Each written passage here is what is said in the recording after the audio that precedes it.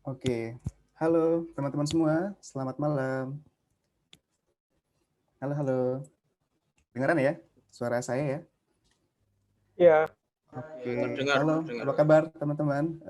Selamat datang di acara webinar UI UX for Beginner and How to Get a Job in UI UX. Terima kasih untuk teman-teman semua yang udah hadir di malam ini. Terima kasih banget waktunya juga. Eh, Perkenalkan, aku David Winalda dari Impact Byte dan Skillful sebagai learning architect dan mentor. Di sini aku bakal nemenin teman-teman sebagai moderator di webinar kali ini. Nah, kita juga bakal kedatangan tamu spesial. Di sini ada nanti aku kenalin ya, Mas Hafiz Nur Fauzi sebagai digital banking UI UX spesialis di Genius. Nah, teman-teman ada yang udah pakai Genius di sini? Udah ya? udah. Oke. Ya, nah aku juga pengen nih kenalan sama teman-teman semua di sini. Mungkin boleh dicat lagi tambahannya selain asalnya teman-teman sekarang lagi sibuk apa, terus juga harapannya dari webinar ini teman-teman mau dapatin apa nih gitu. Mungkin boleh dicat lagi pada sibuk apa nih teman-teman semua.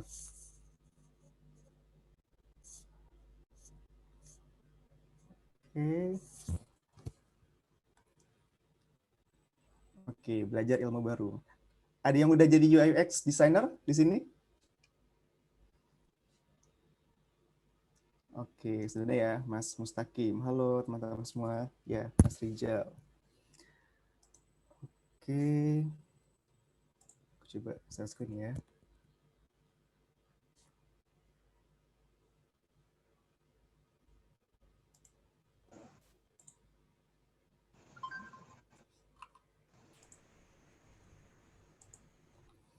Oke, malam ini kita bakal ngadain sesi webinar tentang UI UX for beginner and how to get a job in UI UX. Nah, di sini kita kedatangan tamu spesial ya, tadi Mas Hafiz Nur dari Genius. Oke, nah sebelumnya aku kenalkan sedikit tentang Impact Byte dan Skillful.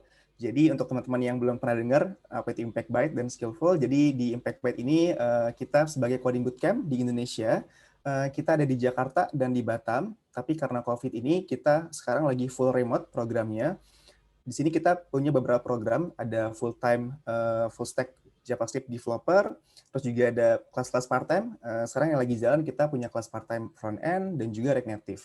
Nah, kita juga nanti tahun depan bakal ada kelas baru, beberapa kelas baru part-time, dan juga tentunya kelas full stack JavaScript developer.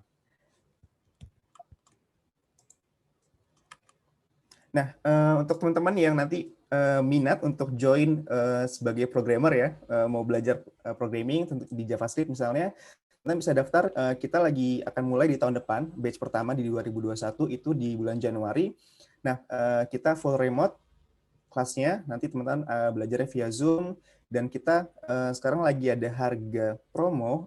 Sekarang kita pendaftarannya di harga 15 juta, biasanya kita di harga 18 juta. Jadi lagi promo untuk teman-teman yang mau join sebelum tanggal 20 ya, 20 Desember.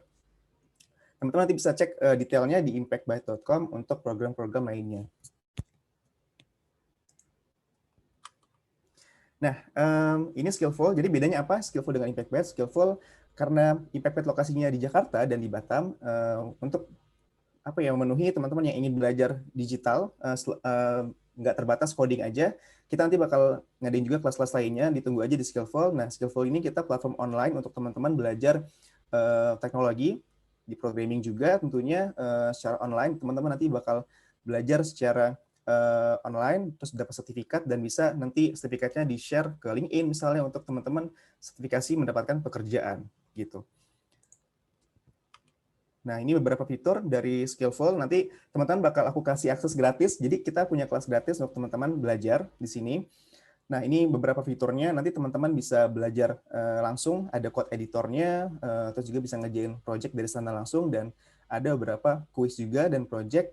Lalu ada forum juga untuk sharing dan bertanya dengan mentor-mentor dan juga teman-teman peserta yang lain.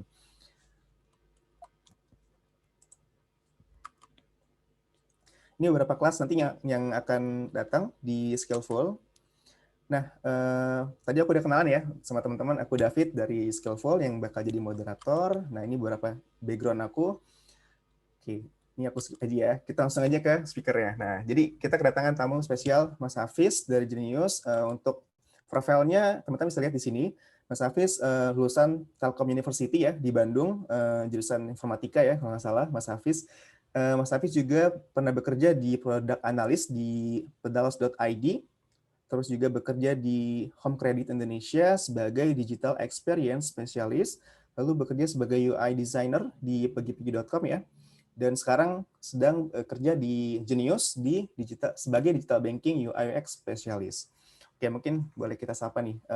Halo Mas Hafiz, selamat malam. Halo David. Halo, halo. Apa kabar Mas Hafiz? Sehat? Alhamdulillah sehat. David Oke, sehat? sekarang sehat-sehat, alhamdulillah. Sekarang di Genius lagi WFH nggak Mas Hafiz? Full WFH kita dari bulan apa ya? Maret ya, awal-awal pandemi itu full WFH semuanya. Oke, gimana nih bekerja di Genius WFH? Sebenarnya penuh tantangan ya, karena kan awalnya kita tektokan tuh langsung. Cuman selama ini kita full remote gitu. Jadi meeting itu remote, daily stand up itu remote. Nah, itu semuanya sebenarnya awalnya tantangan tuh. Cuman makin ke sini kita makin terbiasa sebenarnya. Tapi no isu sih. Selama ini tidak ada isu yang berarti yang impact ya ke produk atau mungkin ke development-nya.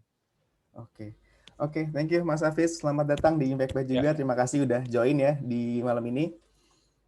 Oke, aku lanjut ya. Nah, nanti untuk teman-teman yang mau belajar gratis di Skillful, teman-teman dapat kelas gratis di sini, kelas HTML yang mau nyobain Skillful, kayak gimana sih Skillful platformnya, teman-teman bisa nanti dapetin kelas HTML secara gratis, pakai kode, belajar bareng David. Teman-teman nanti bakal belajar programming dari basic untuk kelas HTML. Oke, nanti teman-teman bisa lihat di skillful.com ya.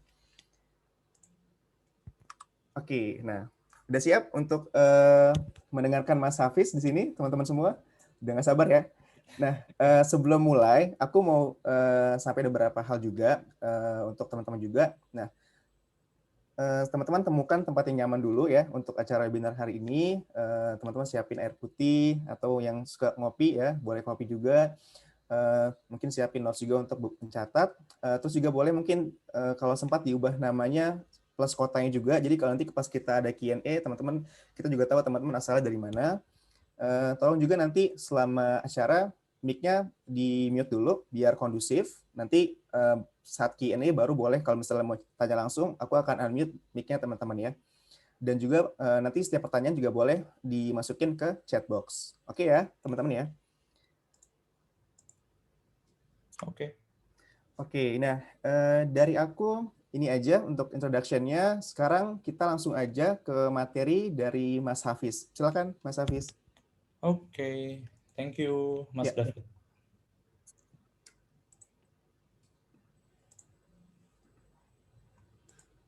Ya, oke. Selamat malam semuanya. Assalamualaikum. Perkenalan ya, nama saya Hafid. Nah, ini kita akan belajar nih tentang apa namanya UI UX for beginner, sama gimana sih caranya untuk dapat pekerjaan. Cuman di sini pengen tahu dulu sih sebenarnya. Ada yang udah mengenal UI UX, maybe udah berapa tahun? Boleh put di chat.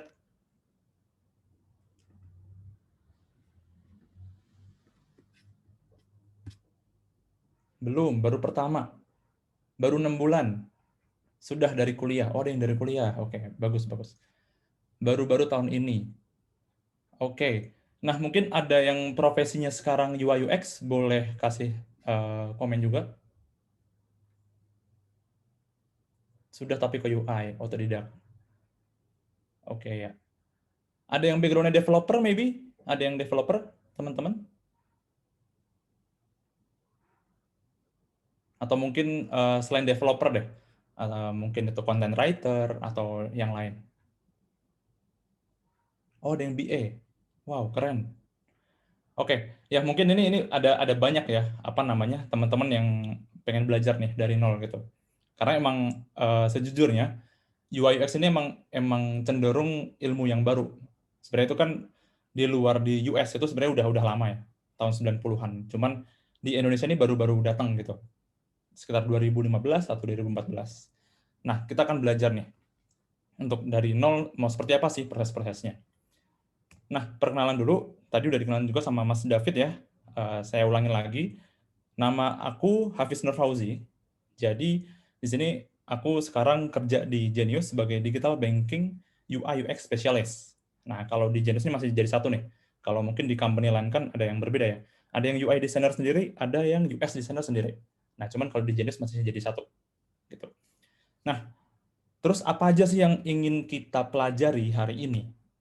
Nah, ini outline kita nih. Jadi kita ada 5 poin yang akan kita pelajari. Yang pertama, apa itu UI dan UX? Terus UI versus UX. Nah, ini sebenarnya UI dan UX itu beda term ya, teman-teman.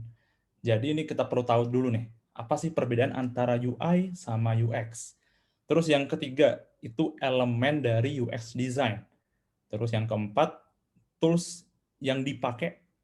Kemudian yang kelima, itu adalah gimana sih caranya dapat kerjaan di ranah UI dan UX. Nah, mungkin kalau mungkin teman-teman udah pernah belajar gitu ya, yang introduction di tempat lain itu kan banyak yang membahas tentang design thinking, apa itu design thinking, apa itu design sprint. Nah, cuman kali ini aku lebih pengen kita landasan dulu nih, bener-bener landasan yang perlu dimatengin. Karena untuk metode desain itu ada banyak banget, nggak cuma design sprint, nggak cuma design thinking. Jadi kita belajar dulu dari yang paling dasar gitu. Makanya untuk proses desain nanti kita akan lebih jelasin di poin ketiga, element of UX design. Gitu. Nah, kemudian, pertanyaan nih. Jadi apa itu UI dan UX? Mungkin ada yang bisa jelasin dengan mic, maybe? Boleh? Ada yang bisa menjawab? Oke, malu-malu nih. Oke. Izin menjawab, Mas ya. Oh ya, boleh. Mas Kalau Muhammad Mustaqim, silahkan. setahu saya, kalau UI itu berurusan dengan pemilihan warna, layouting, Ya. dan lain-lain. Kalau ke UX itu lebih ke experience usernya. Kita mikirin flow-nya, terus Ya. kita kayak intinya itu siapa? Apa ya? Lebih ke arah mikirin experience user waktu memakai apps yang kita buat gitu. Oke, ya. Oke, terima kasih Mas Muhammad Mustaqim. Itu ada benernya. Mungkin ada lagi yang ingin menjawab yang lebih dasar gitu. Yang lebih awam lah. Kalau UI sama UX tuh kalau dijelasin ke orang tua, maybe umur 60-an atau mungkin umur 4 tahun, 8 tahun.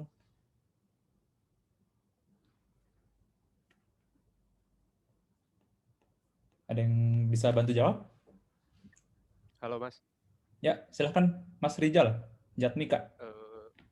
Jadi kalau sederhananya ya, kalau UI itu lebih ke tampilannya. Jadi bagaimana sih tampilan sebuah tampilan aplikasi itu bagaimana? Terus kalau misalnya UX itu proses dan tampilannya dan alasannya gitu Mas. Jadi alasannya kenapa tampilannya kayak gini gitu. Terus hasilnya kayak gimana? Nah itu UX-nya kayak gitu sih Mas. Kalau menurut saya gitu. Oke, betul. Terima kasih Mas Rizal sama Mas Muhammad Mustaqim tadi yang udah bantu jawab. Jadi, untuk secara term ya gitu ya. Apa sih UI itu? Kita mulai dari UI dulu ya. Sebenarnya UI itu tuh benar tadi yang dibilang sama Mas Rizal sama Mas Mustaqim. Nah, UI itu sebenarnya adalah desain. Ya, sebenarnya desain dari UI, user interface untuk mesin. Sebenarnya bukan hanya mesin atau software, tapi sebuah produk. Nah, bisa komputer, bisa home appliance, maksudnya perangkat rumah tangga, bisa mobile device, HP kalian, teman-teman nih, yang awalnya pakai keypad gitu ya, tapi sekarang full pakai screen. Nah, jadi dan fokus untuk memaksimalkan usability. Usability ini kegunaan bahasa Indonesianya. Dan mendukung untuk user experience-nya, pengalaman untuk memakai produk tersebut. Jadi UI ini benar tadi yang dibilang itu adalah tampilan gitu. Nah, untuk UX sendiri itu apa? Tadi benar nih Mas Mustaqim ya. UX ini adalah proses dan Mas Rijal tadi juga udah benar.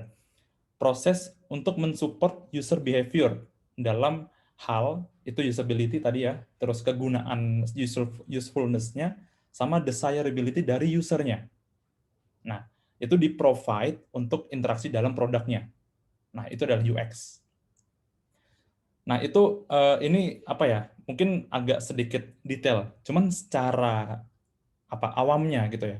UX itu adalah apa yang kita rasakan ketika menggunakan suatu barang atau produk. Tapi kalau UI itu apa yang kita lihat dan kita lakukan dalam menggunakan suatu produk. Jadi kalau UX itu lebih yang apa kita rasakan. Jadi ketika menggunakan mungkin apps Gojek, maybe ya, boleh ngasih contoh Gojek sama Grab, itu kan berbeda tuh secara behavior-nya.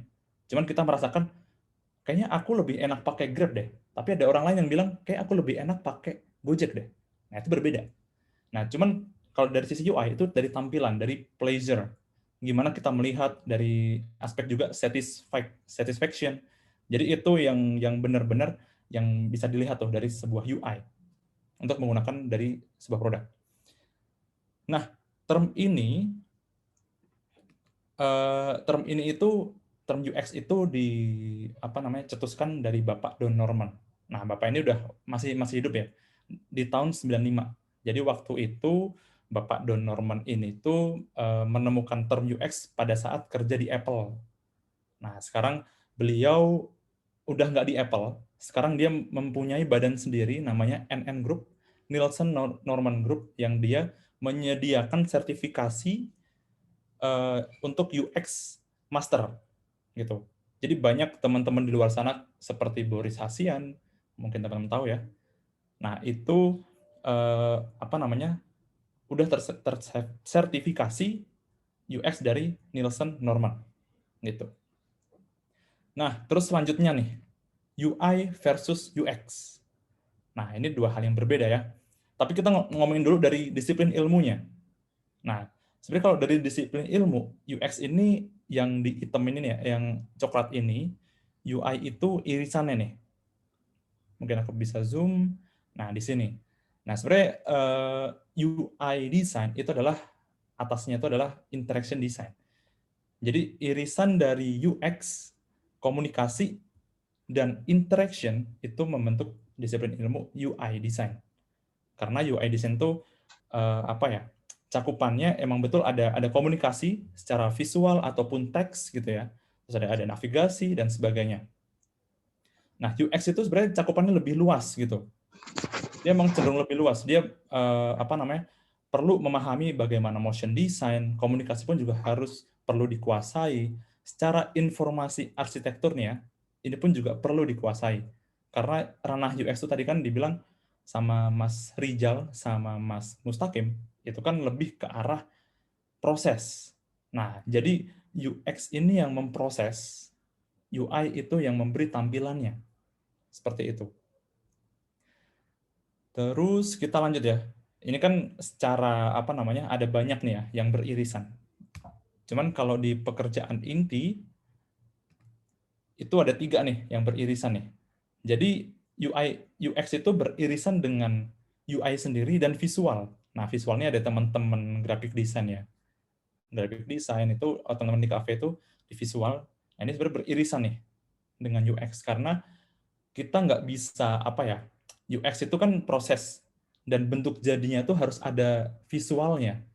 Harus ada bentuk jadinya itu apakah warnanya biru, warnanya merah, warnanya hijau. Nah, itu ada aspek visualnya. Tergantung itu dari si usernya. Gitu. Nah, terus apa aja sih yang perlu dikuasai? Tadi kan ada beberapa hal ya yang dari irisan itu. Apa aja sih yang perlu dikuasai dari sisi UX dan sisi UI? Nah, ini ada beberapa hal nih. Yang pertama user research. Nah, mungkin teman-teman yang udah berkecimpung di arah UI UX itu udah tahu tuh. Apa sih yang namanya user research? Jadi untuk tahap awal itu pasti melakukan yang namanya user research. Kalau orang UX belum melakukan user research, itu problemnya belum clear, belum dalam. Jadi perlu adanya user research. Nah, terus information yang kedua nih, ada information architecture. Jadi ini adalah struktur informasi yang akan dibentuk ke dalam sebuah sistem. Nah, jadi ini teman-teman developer itu jadi bisa menerjemahkannya dengan gampang. oh ini ternyata menu ini tuh anaknya ini. Gitu. Jadi lebih mudah tuh menerjemahkan ke dalam sebuah sistem. Nah, terus ada yang namanya persona. Nah, persona ini di-generate dari user research. Jadi apa namanya? Persona itu yang kita dapat gitu ya ketika riset, oh ternyata persona kita yang diterima itu adalah persona yang A. Nah, persona itu sebenarnya adalah sebuah kelompok user gitu. Jadi misalkan kelompok user itu adalah mahasiswa. Jadi personanya itu mahasiswa gitu. Terus ada lagi usability testing. Nah, ini adalah tahap akhir setelah membentuk sebuah solusi, itu perlu diukur tuh. Apakah solusi itu works untuk user? Nah, itu akan dilakukan dengan usability testing. Terus ada journey mapping, ini sebenarnya kata lain dari apa namanya? User flow, cuman secara abstrak gitu. Terus ada task analysis, ini juga berhubungan juga dengan information architecture, cuman dia lebih flow-nya tuh lebih abstrak juga. Terus ada usability metric, nah ini juga penting nih. Usability metric itu terkait dengan hal-hal yang ingin diukur. Jadi misalkan aku pengen ngukur secara satisfaction dari user, terus aku pengen ngukur dari effectiveness atau mungkin efisiensi. Nah, itu ada tuh metrik-metriknya. Nah, terus juga yang terakhir dari UX tuh biasanya perlu menguasai wireframing. Jadi orang UX itu nggak melulu jago dalam hal proses, cuman perlu juga menguasai juga dalam hal visual. Tadi udah aku singgung juga ya. Irisannya kan UX itu ada visualnya. Jadi UX itu juga perlu menguasai visual gitu. Jadi sense of art-nya tuh ada. Nah, itu untuk UX. Nah, sekarang untuk UI yang sebelah kanan. Orang UI itu perlu menguasai yang namanya UI trend. Karena tren ini kan terus berkembang ya. Ada tahun lalu ya, itu ada muncul neumorphism. Terus tahun depan ini katanya mau ada glassmorphism. Itu hal-hal seperti itu kan juga itu adalah sebuah trend design. UI yang ada mungkin di Dribbble, di Behance, dan sebagainya. Itu ada banyak. Nah, itu perlu menguasai sebuah tren. Karena tren itu nanti yang akan ngebawa market tuh. Jadi market itu bisa dibilang pemain-pemain ya. Kayak misalkan Gojek, terus Grab, terus mungkin apapun lah apps lain itu mengacunya ada juga dari UI trendnya. Jadi perlu menguasai itu. Terus juga perlu menguasai UI style guide. Nah, ini penting juga nih. Jadi teman-teman UI itu biasanya mengenerate komponen-komponen UI. Nah, bisa dari button. Nah, ini hubungannya udah dalam hal desain sistem ya sebenarnya. Ada button, terus ada warna. Jadi berkaca dari desain sistem itu kan ada 3 hal tuh. Ada atom, ada molekul, ada organism. Nah, atom itu yang pertama itu adalah warna sama teks. Karena itu adalah piece yang terkecil. Baru masuk ke dalam hal yang apa tadi, molekul itu udah ngomongin button, ngomongin komponen. Entah itu ada snack bar, ada error atau apapun itu masuk ke dalam molekul. Dan yang terakhir itu organisme itu dalam bentuk komponen. Jadi formnya itu mau dibentuk seperti apa dan sebagainya. Nah, itu untuk UI style guide. Nah, terus yang ketiga ini ada UI mockup. Nah, UI mockup itu sebenarnya ini desain aja ya, desain UI aja yang mungkin teman-teman pernah lihat di Dribbble atau mungkin di Behance atau mungkin di Instagram. Nah, itu dalam bentuk UI mockup. Terus ada juga prototyping. Nah, ini juga penting nih untuk orang UI. Untuk ini bisa diperlukan untuk testing dan deliverable untuk ke teman-teman dev. Jadi perlu prototyping biar tahu nih secara behavior itu seperti apa sih cara pakainya. Nah, itu kan bisa dipakai untuk testing gitu ya. Di akhir tadi yang ya, usability testing ini. Nah, itu menggunakan prototyping. Nah, terus yang kelima, itu design handoff. Maksudnya design handoff ini adalah handover design ke developer. Biasanya kan pakai Zeplin atau Figma gitu ya. Nah, ini bisa nih digunain. Nah, nanti Figma atau Zeplin itu apa? Figma ini tools design untuk mendesain sebuah UI atau wireframe. Kalau Zeplin itu sebenarnya untuk tools untuk apa namanya mengirim desain ke developer. Jadi ketika kita kirim desainnya itu udah tahu tuh jaraknya berapa, udah ada code-code-nya juga bisa langsung dicopas ya. Cuman copasnya itu hanya styling doang sebenarnya. Stylenya dicopas itu udah bisa langsung ke bentuk yang namanya komponen di dalam coding gitu. Nah, itu yang masalah design handoff. Terus ada lagi user flow. Nah, ini sebenarnya tadi kan ada journey mapping ya. Itu yang masih rough atau masih kasar, abstrak. Kalau user flow ini udah dalam bentuk screen yang disusun per flow-nya. Jadi dari misalkan login gitu ya. Dari login ini bisa ke register, terus bisa masuk ke dalam home. Nah, itu alur-alur seperti itu udah jelas nih di dalam user flow. Nah, kemudian ada design ops. Nah, ini sebenarnya design ops ini adalah yang ngejagain komponen-komponen yang ada di dalam UI atau sistem. Jadi semua itu orang design ops tuh. Sebenarnya adalah sebuah posisi ya, tapi ranahnya erat dengan teman-teman UI. Nah, terus yang terakhir adalah interaction. Nah, interaction ini biasanya dikaitkan dengan prototyping, tapi nggak selamanya interaction design itu adalah prototyping.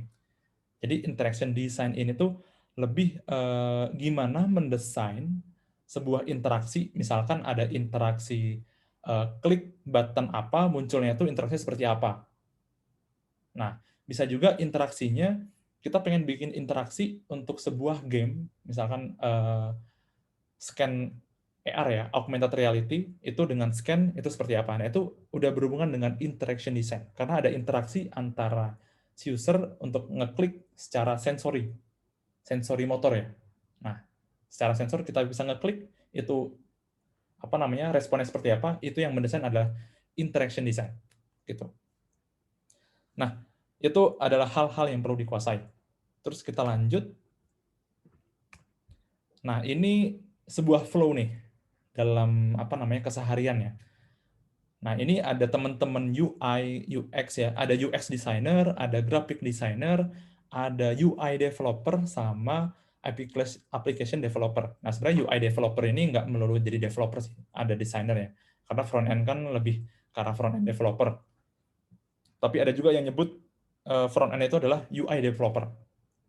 Nah, jadi biasanya ini yang perlu dilakukan ya. Awalnya pasti riset dulu. Nah, kemudian masuk nih ke tahap selanjutnya yang kedua. Jadi teman-teman UX itu mengenerate informasi desainnya. Jadi apa aja informasi yang perlu dimasukin atau apapun, dan juga interaksi desainnya itu seperti apa. Nah, terus teman-teman graphic designer ini lebih ke visual. Tadi ya misalkan perlu ada ilustrasi A, B, C, terus ikonnya bentuknya seperti ini, ikonnya tipenya seperti ini. Nah, itu dari teman-teman graphic design. Nah, baru teman UI ini ranahnya, kalau UI designer ya, ini di dua ini nih, interaksi dan visual. Nah, baru teman-teman front end nih, nge-coding dari desainnya itu. Nah, terus teman-teman back end ini nge-connect-in dan nanti untuk deploying dari teman-teman back end.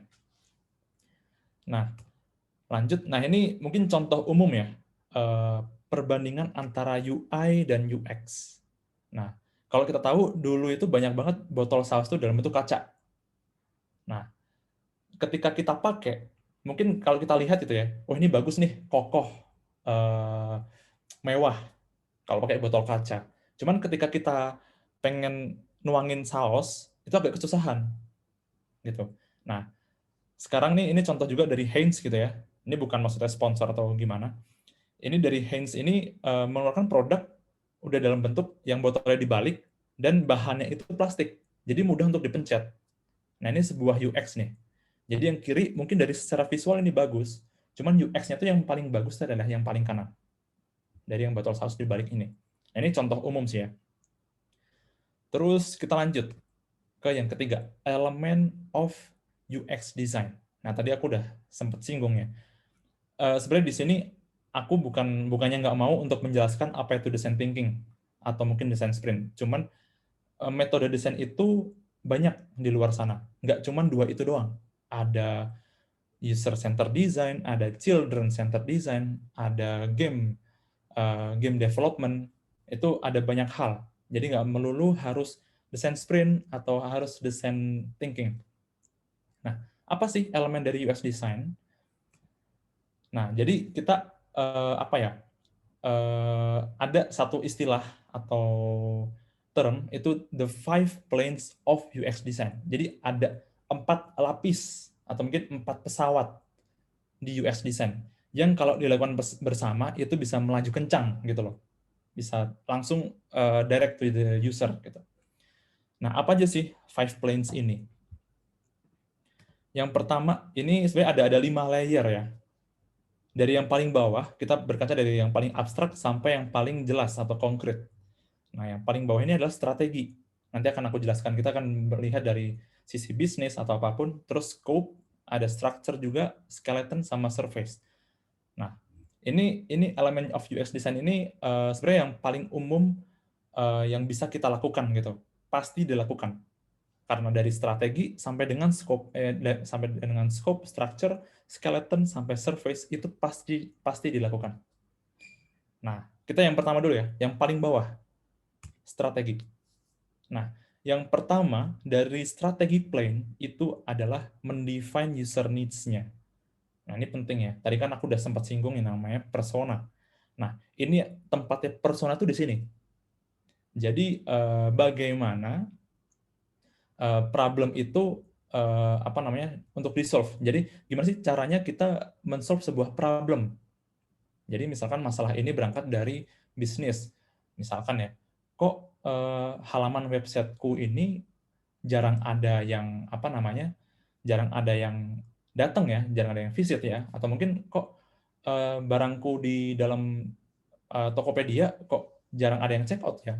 Nah, ini itu kan sebuah problem. Gimana cara men-solve-nya? Nah, terus target user itu siapa? Misalkan produk gitu ya. Contohnya MacBook misalkan. MacBook ini target usernya siapa sih? Nah, terus apa sih kebutuhan dari target user itu? Jadi kan kalau produknya Apple itu kan lebih mengedepankan seamless, gitu kan, seamless antar produknya. Nah, ini target user itu siapa? Oh, ternyata kalangan-kalangan atas, gitu kan, karena produk-produknya emang cenderung mahal. Nah, itu seperti itu contohnya. Nah, ini akan di-generate dalam sebuah persona, dan persona itu akan menghasilkan problem-problem dari usernya, atau bisa dibilang adalah pain point. Itu. Nah, terus yang kedua, ini define product atau site objective. Sebenarnya ini lebih ke product objective ya. Jadi identify solusi itu apakah dapat mendukung business goals-nya. Apakah dengan solusi A ini dapat menaikkan revenue atau profit. Nah, itu harus align tuh, karena tidak selamanya UI dan UX itu berkecimpung di masalah user atau tampilan, tapi juga harus mendukung bisnisnya. Itu. Terus lanjut ya, ini yang ada di strategi plan.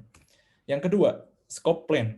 Nah, di sini kita akan mendefine nih, dari functional-nya yang akan digunakan. Jadi spesifik functional itu maksudnya, kira-kira dengan solusi ini, itu mendukung nggak untuk dibikin di sistemnya. Gitu. Nah, ini perlu jelas juga nih dari sisi tag-nya gitu kan.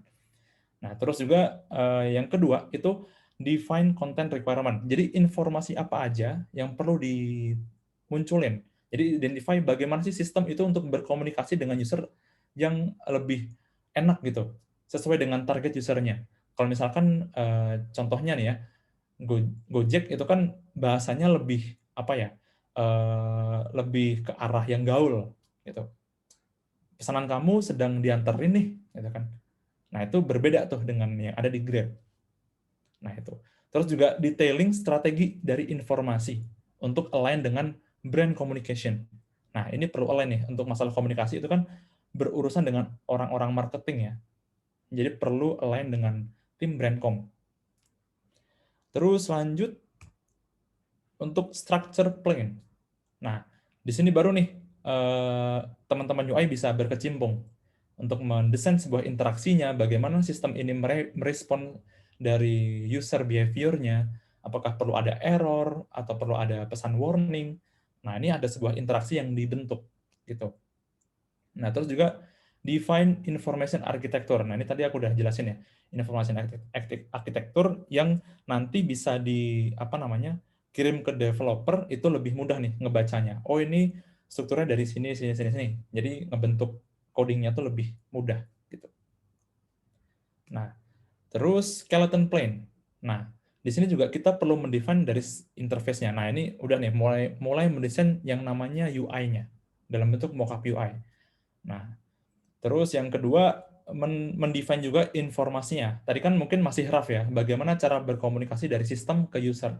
Cuma di sini udah jelas nih pesannya itu apa, terus kata-katanya seperti apa, itu udah harus jelas. Itu informasinya itu pun nggak mesti kata-kata, bisa jadi gambar, bisa jadi komponen, itu yang menginformasikan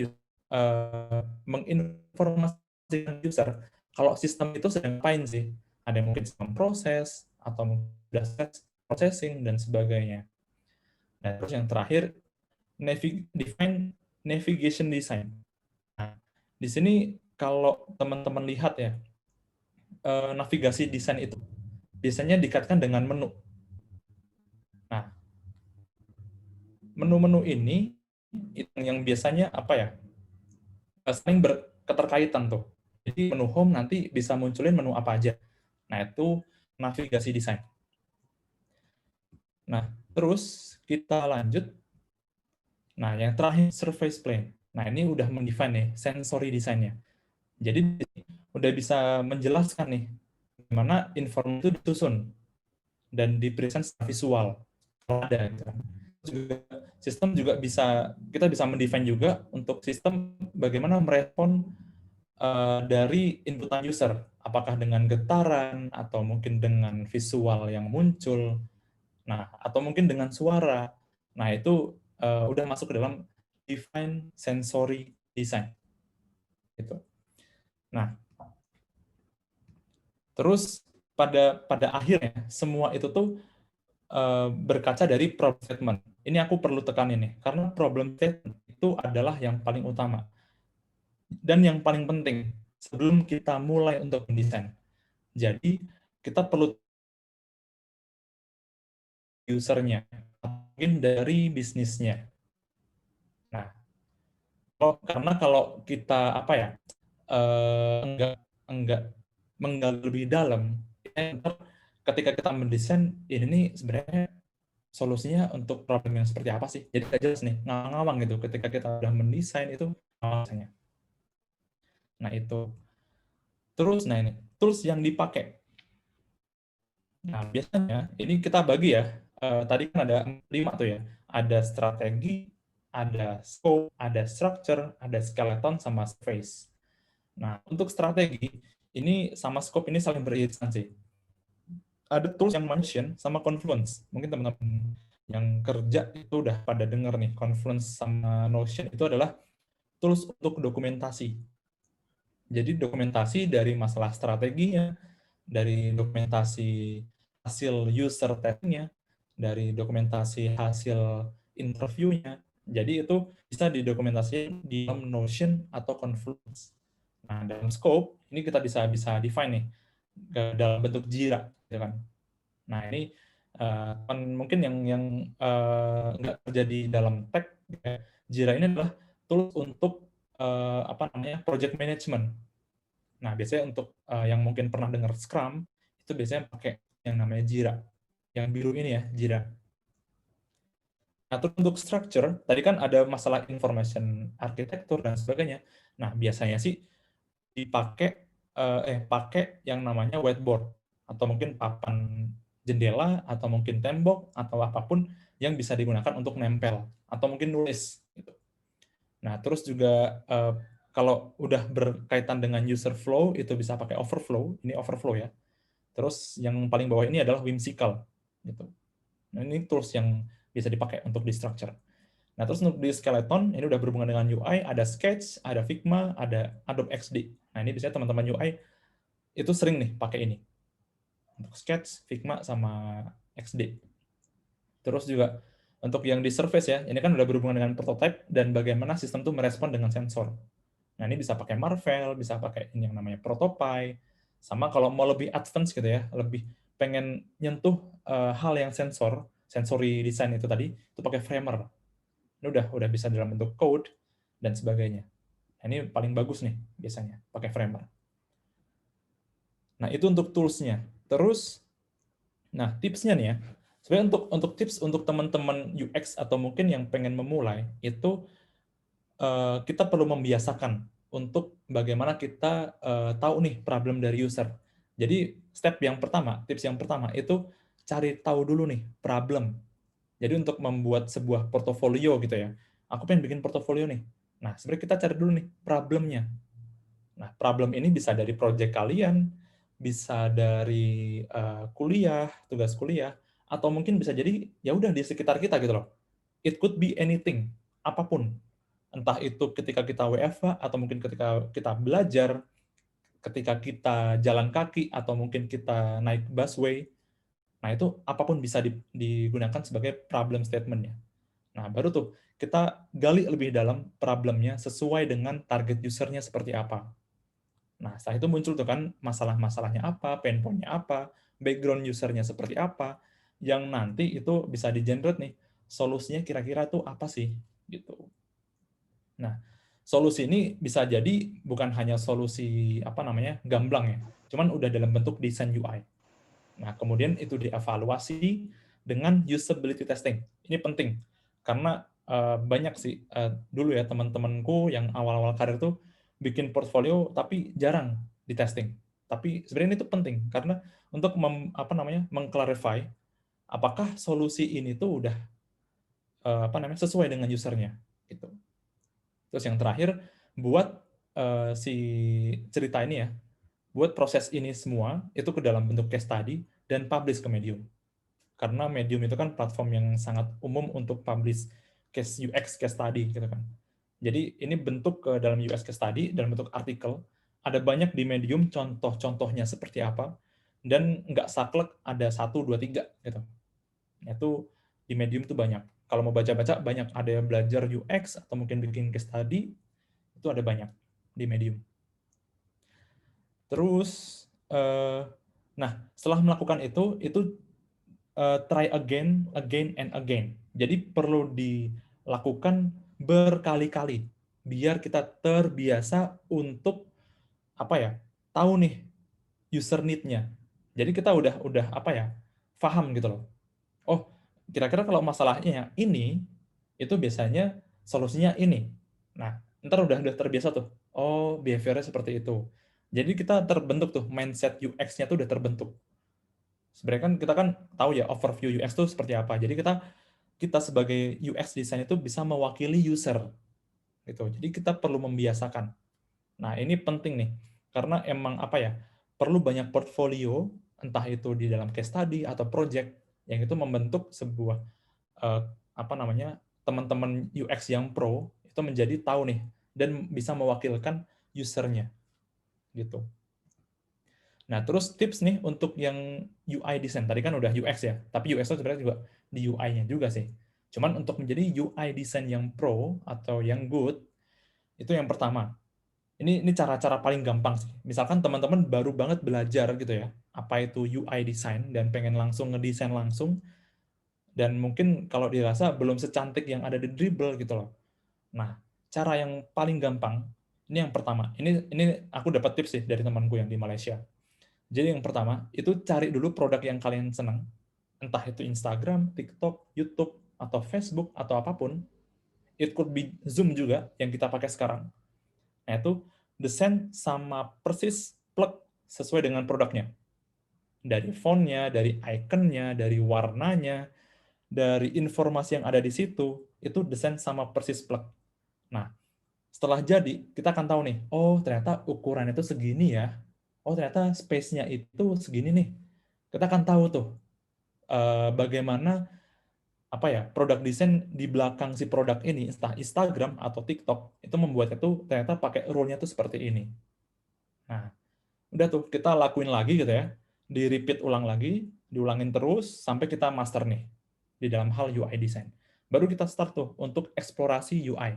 Nah, biasanya di sini udah dibentuk tuh, udah kebentuk yang namanya button tuh ukurannya sekian, ukuran font tuh sekian, jadi nggak kegedean, nggak kekecilan, udah pas. Nah, itu udah kebentuk tuh.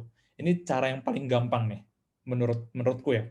Dan diaplikasikan ke teman-temanku yang lain pun juga ini works gitu. Nah, terus ini aku ada satu buku. Ini buku ini sangat menarik yang namanya Refactoring UI. Jadi Refactoring UI ini membahas term-term yang ada di UI. Karena kan kalau di UI itu kan udah berhubungan sama warna, sama font, terus spacing, dan sebagainya. Nah, di buku Refactoring UI ini itu udah menjelaskan secara best practice-nya seperti apa. Jadi bukan teorinya seperti apa. Jadi udah dimunculin contohnya yang salah dan benar seperti apa. Nah, ini sebenarnya nggak hanya dalam buku sih. Mungkin teman-teman bisa cek di YouTube teman-teman sekalian dan search Refactoring UI, itu channelnya dari Steve Skoger. Nah, itu bisa cek sekarang. Itu ada tuh. Si Steve ini itu bikin video, itu ngebenerin UI yang dia terima, dibentuk jadi lebih cantik. Nah, itu Steve ini bikin videonya. Itu kalau teman-teman nggak mau beli bukunya ya, itu bisa langsung ke YouTube-nya Steve. Terus website-nya, mungkin website-website yang bisa teman-teman pakai nih.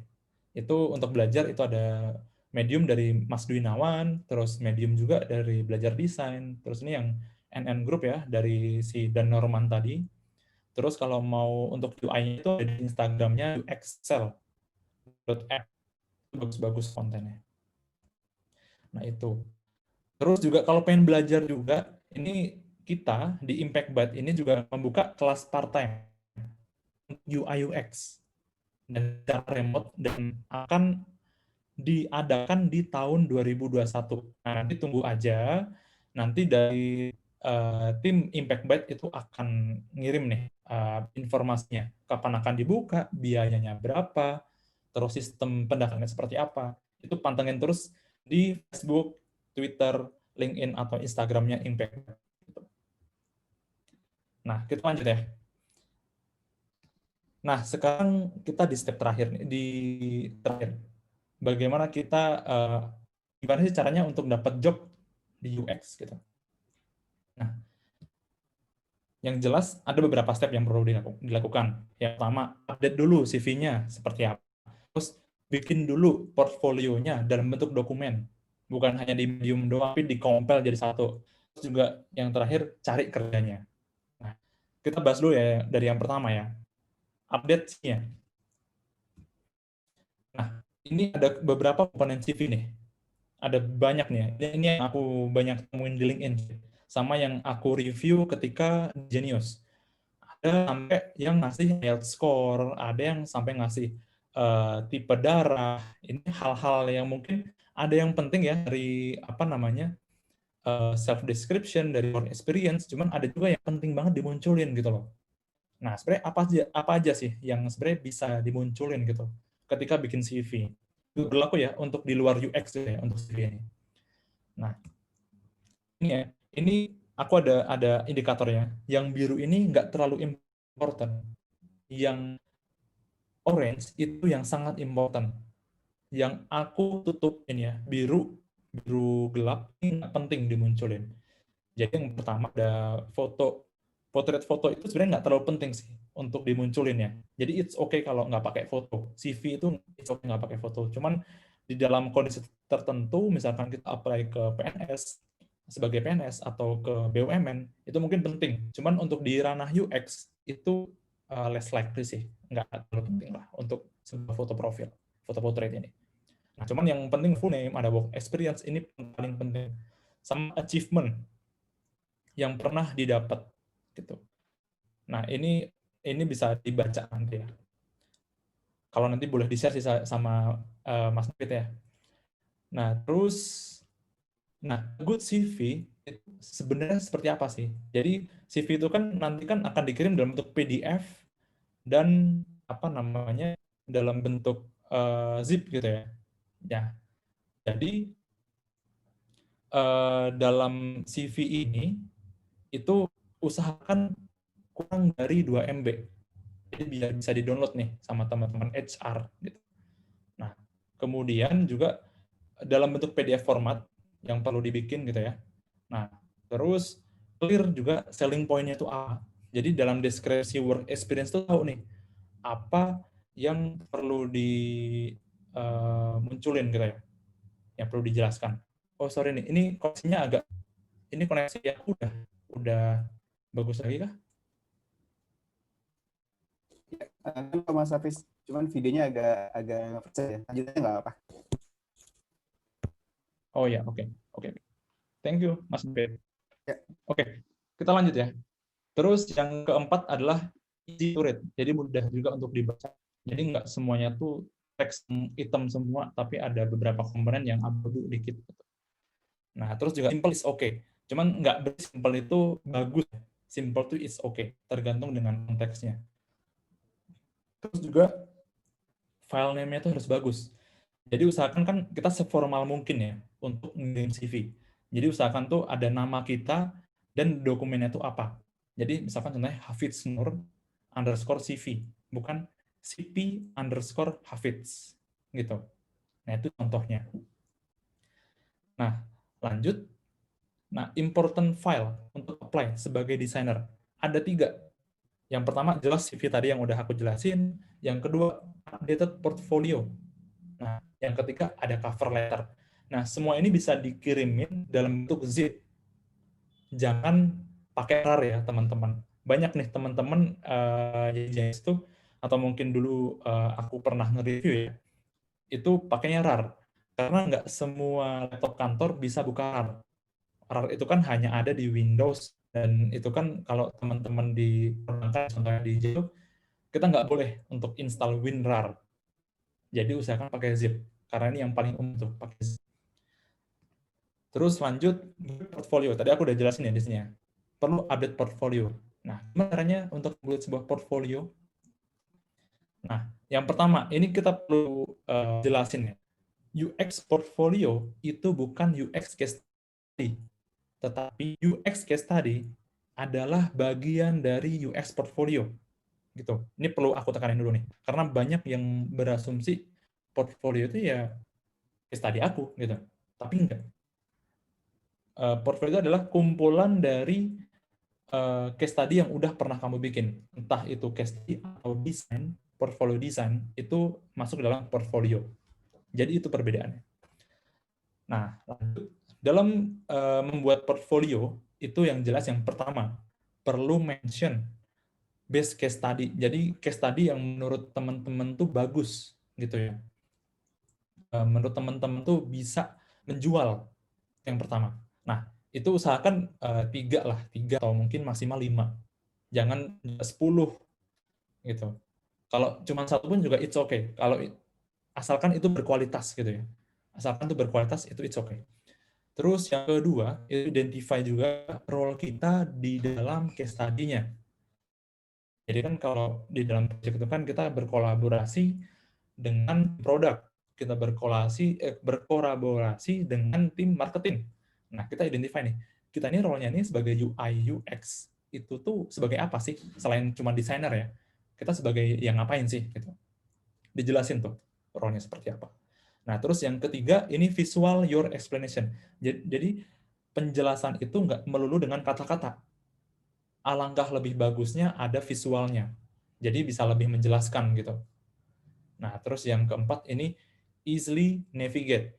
Jadi mungkin teman-teman yang udah lulus gitu ya, pernah bikin skripsi. Itu kan ada yang namanya heading 1, heading 2, heading 3 sampai heading 10. Itu kan untuk memudahkan kita menavigasi nih. Ini bagian yang mana sih gitu. Partnya yang mana sih gitu. Nah, terus untuk contoh portfolio ini bisa teman-teman lihat nih, ada dari Yunsu, atau mungkin ada orang Indonesia nih, Hey Nunki. Ini Nunki ini apa namanya, desainer yang ada di Gojek. Cuman ini semua itu ada di dalam websitenya Bestfolios. Jadi kalau mau ngecek CV atau portfolio dari UX profesional itu banyak banget di bestfolios.com. Jadi bisa teman-teman cek nih untuk apply. Nah, terus yang terakhir, find a job. Jelas ya, kita harus nyari pekerjaan lah kalau emang udah apa namanya pengen dapat si job UX ini. Nah, ada 3 cara. Yang pertama, cari dulu nih di job platform kayak LinkedIn Job atau mungkin Caliber atau mungkin Tech in Asia atau mungkin Jobstreet. Itu ada banyak banget sekarang. Nah, yang kedua, ini yang paling mujarab, friend referral. Jadi teman-teman punya kenalan ya, kalau teman-teman punya kenalan, cari nih, aku lihat di dalam Caliber Genius lagi butuh desainer nih. Nah, aku kontak tuh teman yang kerja di sana, bisa nggak apply gitu. Nah, ini yang paling mujarab. Karena sebenarnya aku pun kebanyakan dapat kerjaan itu dari friend referral gitu. Nah, terus yang terakhir ini recruitment consultant. Jadi bisa juga nih recruitment consultant tuh seperti apa ya? Teman-teman yang nyariin pekerjaan gitu. lembaga yang nyariin pekerjaan. Nah, jadi mereka pun juga dapat komisinya atas referral itu. Nah, itu ada banyak sih di kalangan profesional ini. Terus, nah, biasanya kalau kita apply, itu muncul tuh UX test-nya. Nah, ini umum ya, kalau kita apply untuk UI UX itu pasti muncul tesnya nih untuk dikerjakan. Tujuannya itu adalah untuk bagaimana kita membuat sebuah produk atau desain itu ada reason-nya. Prosesnya itu seperti apa sih? Ini ngeceknya tuh di UX test. Jadi kalau dalam UX test ini kan dikirimkan di email ya. Nah, itu biasanya komponen itu adalah brief context. Jadi masalahnya itu apa yang mau di-solve. Nah, terus step to produce, jadi udah dijelasin nih, step-stepnya itu perlu ngapain aja. Perlu interview, perlu entah bikin user flow atau wireframe. Nah, perlu prototype-nya. Nah, ini ada juga nih, ada semua biasanya di step to produce-nya, di dalam email atau mungkin di PDF-nya. Nah, terus deliverable dan due date-nya. Jadi di akhir itu biasanya dimuncul nih, harus dikirim dalam bentuk PPT, maksimal berapa megabyte, terus dikirimkan dalam waktu sekian. Gitu. Nah, ini briefnya tuh seperti itu.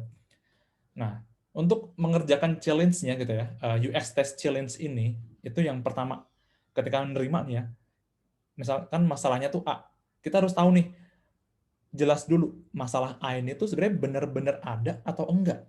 Gitu. Kalau memang nggak ada, ya udah tulisin, ini yang udah sesuai dengan observasi yang saya lakukan, masalah ini ternyata tidak valid.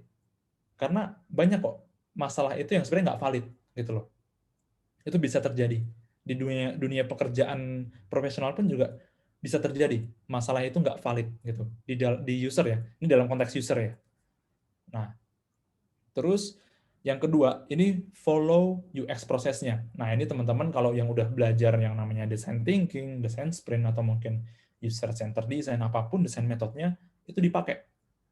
Jadi saatnya show off nih, untuk aku tahu loh, apa ini UX prosesnya itu seperti apa. Nah, gitu. Nah, terus yang ketiga, measure your solution. Tadi aku udah jelasin ya, ada user testing atau usability testing. Ini paling penting. Jadi kita perlu konfirmasi ke user bagaimana solusi kita ini apakah diterima atau enggak gitu. Kan ada skor-skornya tuh ya. Pakai usability metric yang tadi udah aku jelasin. Ada dari satisfaction, dari efisiensi, atau mungkin dari learnability, dari aspek pembelajaran, itu pun ada banyak. Nah, terus yang keempat, cek lagi formatnya, typo-typonya, terus file size-nya, terus baca ulang nih, ada nggak yang salah, ada nggak yang kurang, jadi bisa dibenerin sebelum ngirim. Nah, biasanya sih untuk membuat UX test ini dikasih waktu 3-2 minggu biasanya ya, tergantung kantornya. Nggak mesti semua itu 3 hari atau seminggu atau 2 minggu, jadi banyak kok yang bervariasi, tergantung case-nya. Nah, terus ketika udah ngirim, terus dapat nih interview. Nah, dalam interview, kan kita udah dikasih tanggal nih, misalkan interviewnya itu 2 minggu ke depan ternyata. Nah, ketika kita di-invite untuk interview, yang pertama dilakukan itu save dulu di kalender. Kapan interviewnya, biar kita nggak lupa interviewnya. Terus yang kedua, itu cari tahu dulu nih, get to know about company. Jadi, kita cari tahu dulu, company ini tuh, perusahaan A, itu bergerak di bidang apa, produknya apa, terus mungkin bisa dicari juga board of director-nya siapa, terus bisa dicari tahu juga produknya ini berjalan di bidang apa sih, gitu. Jadi kita tahu nih, ketika kita pengen ikut apply gitu ya, kita udah tahu tujuan perusahaan A ini tuh apa, gitu. Jadi kita udah terbayang nih. Kira-kira kalau menurut teman-teman itu nggak cocok, ya udah, it's okay untuk di-cut langsung pun nggak apa-apa, nggak perlu ikut interviewnya. Cuman perlu cari tahu dulu dari isu sentimen positif atau sentimen negatif, itu cari tahu dulu. Nah, kalau misalkan nemu hal-hal yang mungkin dirasa perlu ditanyain, langsung notes, tulis dulu, nanti waktu interview baru ditanyain. Itu it's okay, boleh. Terus yang ketiga, get to know about interviewer. Nah, ini penting nih. Ini menurutku yang bisa jadi acuan yang paling penting. Jadi ketika teman-teman udah tahu siapa yang akan nginterview kita, gitu ya. Nah, kita cari tahu dulu nih, kita cek nih, background-nya. Misalkan si Joko Budi, namanya Joko Budi gitu ya. Ini kita cek dulu nih, di LinkedIn ini ada nggak orangnya. Terus cari tahu dulu background ini lulusannya apa. Kapan dia lulus, terus dia udah pernah kerja di mana aja. Nah, itu kan semua akan terlihat tuh di LinkedIn. Tapi nggak cuma LinkedIn sih, bisa jadi dari Facebook atau mungkin Instagram ya. Nah, itu kan kita cek nih bagaimana. Nah, ini penting karena ketika kita tahu lawan kita akan siap menghadapi. Jadi jangan sampai kita nggak siap untuk menghadapi lawan kita. Nah, ini triknya nih, ini penting banget. Terus yang keempat juga yang penting juga itu make a perfect preparation. Jadi semua itu ya, tadi kan udah dikirim tuh dokumen UX testnya, hasil tesnya itu kan udah dikirim. Nah, itu persiapkan matang dulu apa yang mau diomongin, apa yang mau di-present, itu disiapin dulu. Nah, terus juga untuk datang ya interview, usahakan pakaian yang terbaik, pakai baju ya atau busana yang terbaik, terus entah maybe pakai parfum atau potong rambut dulu, itu bebas. Pokoknya perfect preparation itu penting. Terus kita lanjut, itu untuk interview tipsnya. Terus lanjut, nah pada intinya ya, ketika ada kandidat apply ke perusahaan, itu ada 5. Sebenarnya ini aku berkaca di Genius ya. Ada 5 yang dicari. Dan Genius pun juga menerapkan ini. Yang pertama, attitude. Jelas, attitude harus kita lihat ya, apakah orangnya sopan atau berantakan, itu kan bisa kelihatan.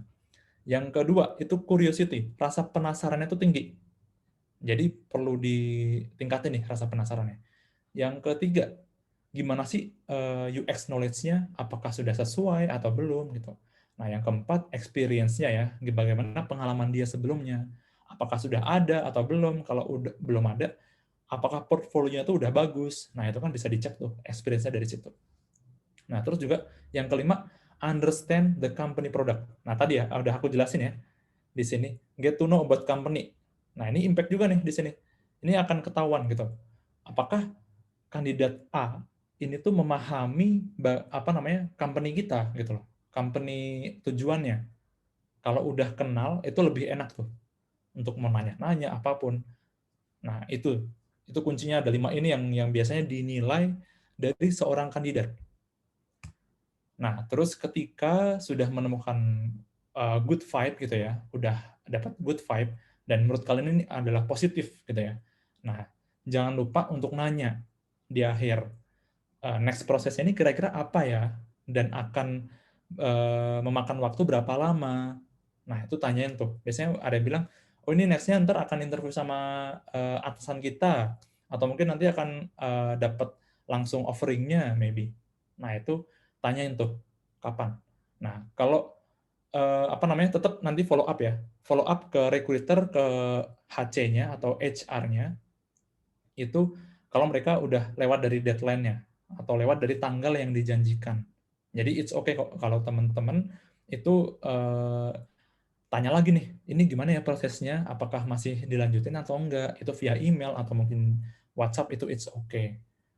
Nah, itu sih teman-teman yang mungkin yang aku share hari ini. Mungkin ada pertanyaan?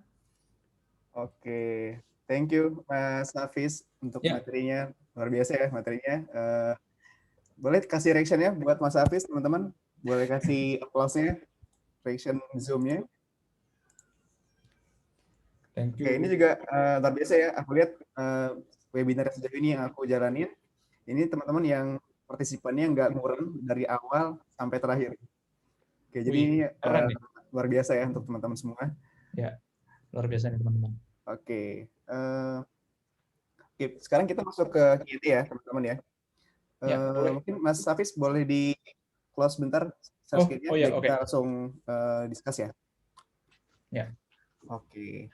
Nah, ini aku udah masukin juga ya pertanyaan-pertanyaannya, udah aku kumpulin juga di sini. Ya. Aku coba baca ya. Boleh, Mas David. Pertanyaan pertama, nah ini ada yang bertanya, ada atau tidak format, number, aturan, jarak setiap komponen-komponen dalam mendesain? Misalnya jarak dari icon ke teks. Ada nggak aturan bakunya nih, Mas Hafiz? Oke, ini dari siapa ya, Mas David? Dari Mbak Dwi deh tadi kayaknya kalau nggak salah ya. Ya, Mbak Dwi. Ya, ada atau tidak format number, aturan jarak, setiap komponen dalam desain. Eh, ada banget. Emang ada aturannya. Biasanya aturan itu pakai golden ratio. Jadi kan, atau mungkin bisa pakai deret Fibonacci. Itu kan Fibonacci kan dari golden ratio ya. Itu yang biasa dipakai. Ini udah banyak dipakai, entah itu di Gojek atau apapun, itu pakai deret Fibonacci. Tapi nggak melulu pakai deret Fibonacci gitu. Jadi ada ukurannya, misalkan jarak antara icon sama teks itu kira-kira berapa pixel, misalkan 5 pixel gitu ya. Nah, terus untuk yang jarak yang lebih besar itu kira-kira berapa.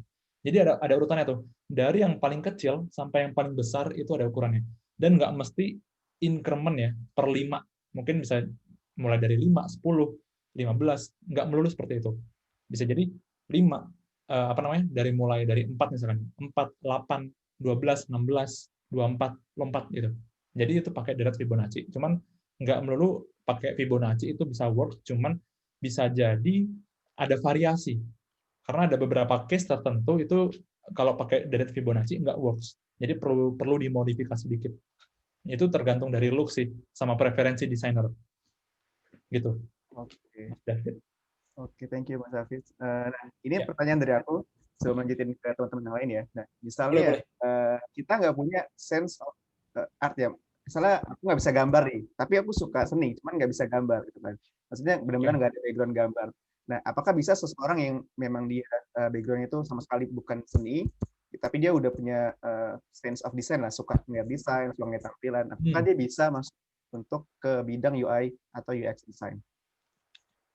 Ini possible banget sih. Banyak ya sebenarnya teman-temanku, aku punya banyak kenalan itu di luar background design. Contohnya pun teman-temanku tuh banyak yang dari informatika yang terjun di UI UX. Cuman nggak melulu informatika, ada temanku juga dari ilmu komunikasi. Itu yang terjun di UI design. Nah, itu ada banget sih. Yang penting sense of art-nya tuh ada.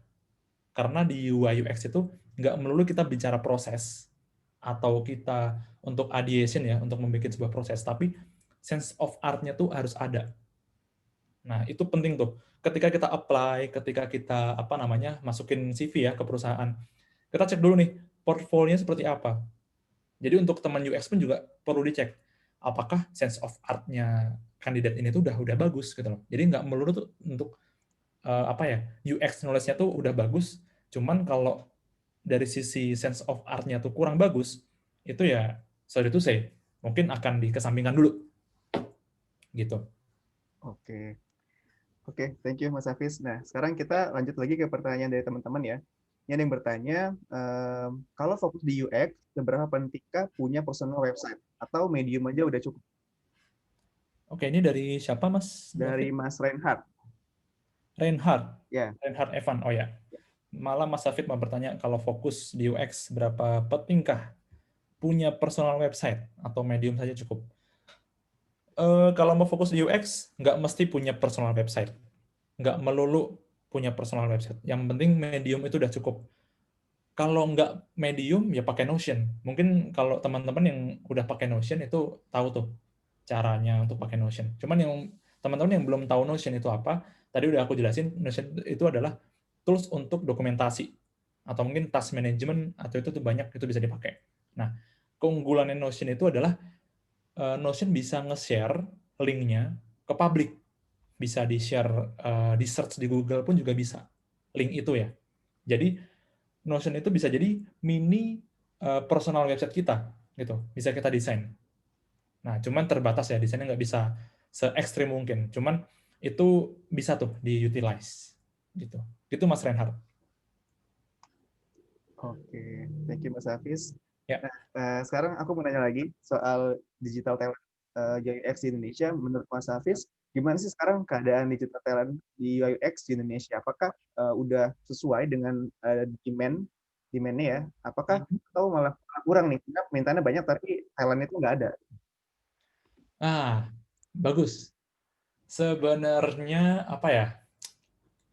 talentnya itu banyak di Indonesia, sangat banyak. Ketika Genius ya, ini contoh di Genius itu ngebuka open recruitment untuk desainer baru, itu yang daftar banyak, ada sampai 50 sampai 100 kandidat. Cuman apa ya? Karena emang kriteria di Genius tuh nyarinya tuh yang benar-benar proper. Jadi kadang nggak sesuai nih dengan apa yang kita inginkan. Entah itu dari sisi apa namanya pengalaman UX-nya, entah itu dari sisi desainnya. Kebanyakan sih dari sisi desain. Makanya tadi kan aku ngasih contoh ya, untuk jadi pro UI design itu kan udah plug-plugin dulu, bikin desain yang plug-plug banget sama persis, terus di-identify tuh biar dibiasain kayak gimana. Nah, itu biasanya tuh yang condongnya itu di arah UI, karena banyak teman-teman yang UI itu malah agak kurang sih, UI-nya tuh kurang untuk dilanjutin gitu. Sebenarnya banyak sih Mas David, cuman secara skill-nya itu yang mungkin masih agak kurang. Jadi ini pas banget nih, Impact Bud akan membuka gitu kan. Jadi saatnya sih untuk apa namanya belajar nih ke Impact Bud nih teman-teman. Oke. Gitu. Oke, nah ngomongin tadi soal banyak, tapi skillnya mungkin kurang menyesuaikan dengan perusahaan juga ya. Nah, Betul. jadi sebenarnya apa yang membuat seorang UI UX itu berbeda dengan UI UX yang lain gitu? Maksudnya apa yang membuat Pasti seorang gimana? UI UX itu outstanding gitu? Oh, apa yang membuat UI UX itu outstanding? Ya. Sebenarnya kalau mau jadi lebih baik itu banyak. Mungkin aku bisa nge-quote kutipannya dari Panji ya. Sedikit lebih baik itu lebih baik daripada sedikit lebih baik. Aku ulangin ya. Sedikit lebih beda itu lebih baik daripada sedikit lebih baik. Jadi usahakan berbeda. Jadi untuk satu kumpulan sapi gitu ya, umpamakan ada sapi gitu ya, ada banyak sapi perah di ladang. Kalau ada satu yang berbeda, itu yang paling outstanding. Nah, jadi sedikit lebih beda itu lebih baik daripada sedikit lebih baik. Itu sih kuncinya sebenarnya. Oke, berarti tugas teman-teman mencari apa yang bikin bedanya. Betul, itu berangkat dari personality kita. Jadi kita akan tahu nih, apa sih yang beda dariku sama orang-orang lain. Jadi nggak melulu lebih bagus atau lebih baik dari orang lain. Tapi kita being unique dari diri kita sendiri. Oke. Nah, ini ada lagi pertanyaan dari Mas Muhammad Fauzan. Di sini mau Fauzan, ya. nanya, ketika pada tahap pembuatan persona, apakah ada rules jumlah persona yang ideal itu berapa, Kak? Oh iya, betul. Sebenarnya hanya Ini satu, aku lupa apakah nyebutin. cukup? Ya. Betul. Aku lupa nyebutin. Sebenarnya persona tadi kan aku udah jelasin ya. Persona itu adalah kelompok user. Cuman ketika kita untuk testing atau untuk interview itu 5 user itu udah cukup. Kenapa 5 user? Itu di websitenya Pak Dornorman itu tadi ya. Itu 5 user itu udah mencakup usability problem.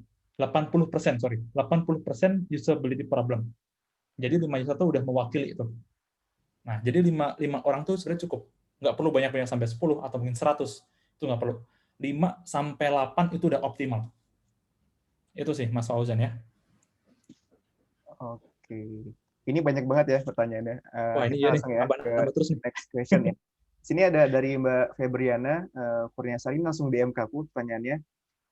Tanyanya untuk pemula atau junior UI UX gitu, berapa sih sebenarnya kayak range gajinya untuk mereka yang pertama kali baru masuk ke UI UX gitu? Ya. Sebenarnya ini udah pernah disebut sih di Instagramnya siapa ya, lupa kemarin tuh. Ada yang ngeposting itu range-nya itu bervariasi ya. Jadi ada tiga kelas. Dari yang beginner, terus intermediate, sama yang benar-benar advance, profesional. Jadi kalau yang beginner itu range gajinya dari 2 juta sampai dengan 6 juta. Itu yang range-nya ya. Kalau yang intermediate itu dari 5 juta sampai dengan 9 juta. Gitu. Nah, kalau yang lebih gitu ya, yang advance itu dari 10 juta itu ke atas sampai dengan 20 juta itu bisa. Nah, sebenarnya range-nya tuh. Nah, kriteria itu apa? Biasanya kalau beginner tuh pengalamannya 0 sampai 2 tahun. Kalau yang intermediate tuh 2 tahun sampai dengan 4 tahun atau 5 tahun. Nah, lebih dari 5 tahun itu udah advance. Itu sih. Tadi dari Mbak siapa? Mbak Febriana. Oh, Mbak Febriana. Ya. Itu yang Mbak Febriana. Oke, nah ini juga ada pertanyaan lagi. Ini dari aku ya. Kalau di software engineer itu kan udah ada career path-nya. Misalnya software engineer, career path-nya pertama misalnya junior gitu kan, software engineer, terus misalnya masuknya ke VP segala macam. Nah, kalau di UI UX itu career path-nya gimana, Mas Hafiz? Oh iya. Kalau di Genius mungkin career path-nya kayak gimana sih di sana gitu? Nah, ini sebenarnya kalau di UI UX itu ya, itu mungkin nggak berkaca di Genius doang sih. Kalau di UI UX itu tuh karir pathnya tuh pasti yang awal desainer dulu nih. Dari desainer itu kan nanti akan jadi senior designer. Nah, dari senior designer itu akan jadi bisa jadi UX manager atau head of UI UX-nya. Nah, itu udah jadi head-nya tuh atau mungkin manajernya ya di level produk gitu, manajer di level produk, salah satu fitur bisa dibilang. Nah, dari situ untuk lebih tinggi lagi gitu ya, dari head itu bisa ke dalam VP produk. Cuman perlu pengalaman produknya lebih kuat. Nah, kalau nggak di produk tetap di desain, berarti salah satu company ini udah melek nih masalah desain gitu. Jadi udah ada posisi yang namanya VP design. Nah, ke atas lagi itu bisa jadi Chief of Design, Chief Officer of Design gitu. Oke, Gitu. thank you Mas Hafiz. Ya, Nah, teman-teman ada yang mau nanya langsung? Aku kasih satu orang kesempatan untuk bertanya langsung ke boleh. Mas Hafiz. Boleh mungkin di chat yang mau tanya langsung. Ya, aku sambil minum ya. Ya, boleh Mas Hafiz. Oke, thank you. Oke, ini udah deh ya, Mas Mustaqim. Boleh Mas Mustaqim di-unmute aja mic-nya, boleh tanya langsung ke Mas Hafiz. Silahkan Mas. Iya, ya halo Mas. Halo. Mau tanya ini sih Mas. Testing untuk produk UI itu apa saja Mas ya skemanya? Soalnya kebanyakan yang tak pakai sekarang kan A/B testing kayak gitu dan tes beberapa user di kantor gitu sih. Nah, skema testing yang baik itu yang bagaimana sih Mas? Terima kasih. Oke. Mas Mustaqim, sorry sebelumnya. Udah pernah melakukan apa selain A/B testing? Selama ini masih manual tes ke itu sih ke teman-teman gitu. Terus ngelihat dia untuk mencapai goals ini butuh berapa step, butuh berapa waktu gitu. Oke. Sebenarnya skema testing yang proper itu tadi aku udah sempat sebutin ya. 5 orang. Jadi 5 orang ini udah bisa mencakup 80% usability problem atau mungkin user problemnya. Nah, untuk skemanya ini ya, aku mungkin akan jelasin step by step-nya. Yang pertama, tentuin dulu nih, siapa target usernya. Jadi, cari tahu dulu siapa sih yang akan aku interview nanti. Nah, kemudian cari tahu nih, apa yang kita ingin cari dari riset itu. Nah, kita cari dulu nih, apa yang ingin kita gali. Misalkan, aku pengen gali background-nya seperti apa. Aku pengen gali kebiasaan usernya seperti apa. Aku pengen gali gimana sih ketika user menjalankan produk atau mengoperasikan produk di kondisi realnya. Nah, itu bisa tuh dicari. Nah, dari situ step-nya lagi adalah setelah cari tahu dulu ya apa yang mau digali, itu kan ditulis tuh yang mau digali A, B, C, D. Nah, dari A, B, C, D ini itu diturunin lagi nih. Cari tahu nih, misalkan ingin mencari kebiasaan user. Oke, aku perlu nanya apa ke user. Ini risetnya nggak melulu tes prototyping ya. Jadi bisa interview dulu tuh. Cari tahu dulu nih background-nya itu seperti apa.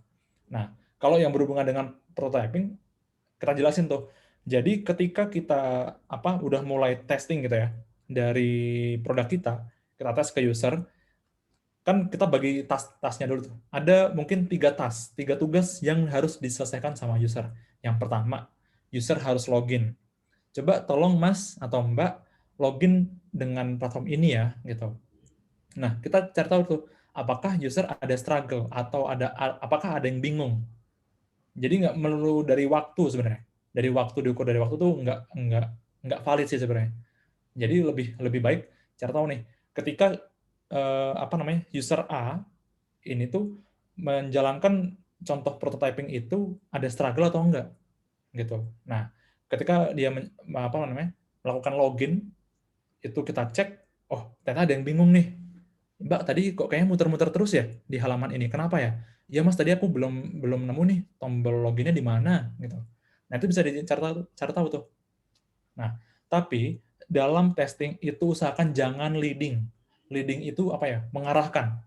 Jadi misalkan contoh tadi ya, Mbak, boleh tolong dong login dengan platform kami. Nah, ketika dia mencari, itu jangan langsung diarahin. Itu Mbak, buttonnya di atas sana tuh. Gitu. Jangan langsung diarahin. Udah biarin dulu. Kalau dia bingung, Mbak, bingung kenapa ya? Tanya dulu nih. Ya Mas, aku kesusahan nih nyari button loginnya. Gitu. Oh ya udah. Kalau menurut Mbak, posisinya di mana? Nah, tanya balik tuh. Menurut Mbak, posisi login itu di mana? Menurutku di bagian atas sini deh Mas, jangan di bawah. Gitu.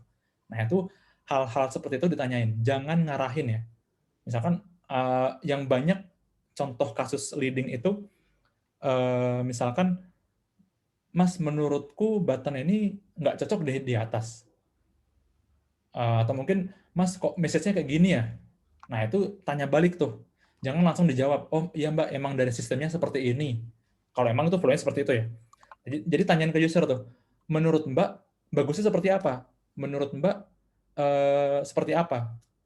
Nah, itu cross-check terus ke user. Karena kalau kita nge-leading atau ngarahin user, kita nggak akan dapat insight dari user.